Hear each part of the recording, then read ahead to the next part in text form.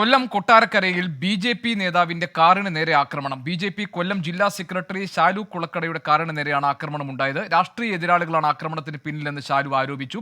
എ.വി. ജയശങ്കർ കൊട്ടാരക്കരയിൽ നിന്നുണ്ട് വിവരങ്ങളുമായി. ജയശങ്കർ, ഈ ആക്രമണം രാഷ്ട്രീയ എതിരാളികളാണെന്ന് ശാലു പറയുന്നതിന്റെ അടിസ്ഥാനം എന്താണ്? പോലീസ് ഈ വിഷയത്തിൽ അന്വേഷണം നടത്തിയോ?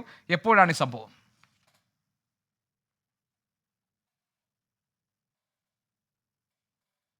അതായത് കഴിഞ്ഞ ദിവസം രാത്രിയാണ് ശാലു കുളക്കടയുടെ വീട്ടിൽ പാർക്ക് ചെയ്തിരുന്ന വാഹനത്തിന് നേരെ, കാറിന് നേരെ ആക്രമണം ഉണ്ടാകുന്നത്.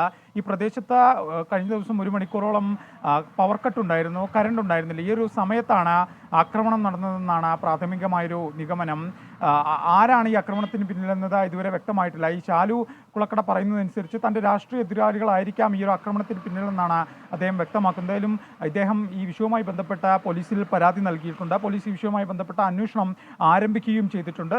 പ്രദേശത്തെ CCTV ദൃശ്യങ്ങൾ ഉൾപ്പെടെ കേന്ദ്രീകരിച്ചുകൊണ്ട് അന്വേഷണം നടത്താനാണ് നിലവിൽ പോലീസിൻ്റെ തീരുമാനം. ഈ ആക്രമണത്തിൽ ഈ കാറിൻ്റെ ഭാഗത്തെ ചില്ലുകളാണ് തകർന്നിരിക്കുന്നത്. കല്ലും മറ്റും ഉപയോഗിച്ച് കാറിൻ്റെ ചില്ലിലേക്ക് എറിയുന്ന ഒരു സാഹചര്യമാണ് ഉണ്ടായത്. ഈ പ്രദേശത്ത് ലോക്സഭാ തെരഞ്ഞെടുപ്പിന് ശേഷം മറ്റ് രാഷ്ട്രീയപരമായി മറ്റ് അക്രമ സാധ്യതകളൊന്നും നിലനിൽക്കുന്നില്ല, സംഘർഷാവസ്ഥയൊന്നും ഇല്ലാത്തൊരു സാഹചര്യമാണ് നിലവിലുള്ളത്. എന്തായാലും പോലീസ് ഈ വിഷയവുമായി ബന്ധപ്പെട്ട അന്വേഷണം ആരംഭിച്ചിട്ടുണ്ട്. പോലീസ് അന്വേഷണത്തിലൂടെ ആരാണ് ഇതിന് പിന്നിലെന്ന കാര്യത്തിൽ വ്യക്തത വരുമെന്നാണ് പ്രതീക്ഷിക്കപ്പെടുന്നത്. ഗോപി, ശരി. എ.വി. ജയശങ്കറാണ് കൊട്ടാരക്കരയിൽ നിന്ന് വിവരങ്ങൾ നൽകിയത്.